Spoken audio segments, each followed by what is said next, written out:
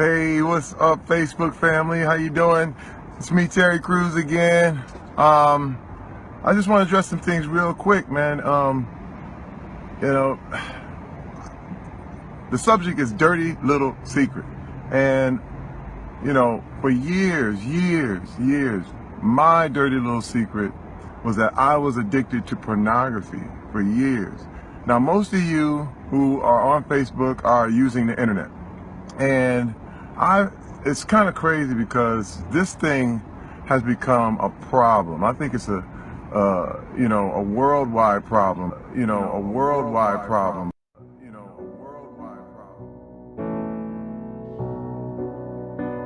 Well, I think it's like Treasure Island in Pinocchio. It's all pleasure with no responsibility. That's deadening. It's parasitical in a sense, and I don't mean that.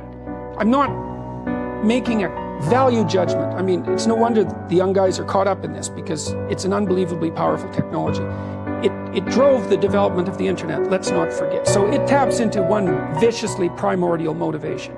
And so these guys are being blasted by what biologists call superstimuli all the time. So imagine that there's a biological stimulus that has an effect on you, and then you can magnify it. And the typical porn actress, not the amateurs, but the professionals, have their sexually provocative physical elements exaggerated. It isn't that you're trying to quit porn. It's not the right way to think about it. The right way to think about it is that you're trying to figure out how to have a better life. But I think that ethically it's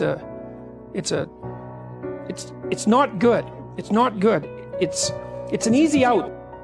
One of the areas that I have real concern about, just because I hear about it so often, and it wasn't an issue when I was growing up, is a lot of young guys in particular approach me because they're watching a lot of really intense pornography. And then, another thing is happening. Guys are getting all this arousal from watching other people have sex. And then they're in the real world scenario, and it's like, wait, you're no longer a third person in this. You're actually in this scene. And it's completely collapsing. We have to take a step back, and now knowing what we know about testosterone and dopamine and all these things, and ask, what is pornography doing to the brain? People vary, but it should come as no surprise that a lot of these people have trouble with romantic interactions when they do happen. Their brain isn't conditioned to respond to those.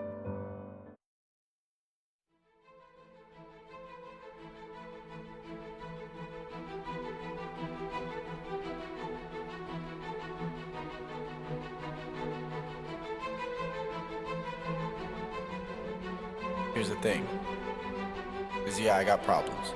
We all got problems. But what you do when you're faced with the hard times in your life is what you're made out of, is what you become. You don't become great by getting everything handed to you. No, it's not a reality. What happens is you go through the struggles, you go through the hardest moments in your life, and then you find out what you're made out of. You find out how much fire you can go through in your life.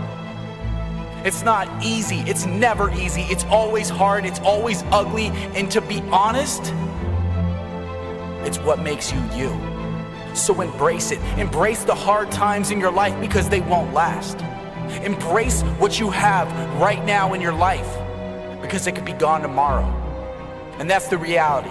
That's the reality that we don't live in a society, is that we say, oh, it's gonna be around forever. I got enough time in the world, but the reality is that you don't have enough time. Your phone's on some kind of percentage that you don't know when it's gonna turn off and shut down forever. That's your life. You could be on your deathbed tomorrow, and there's not enough people out here preaching this message saying, live your life to the fullest.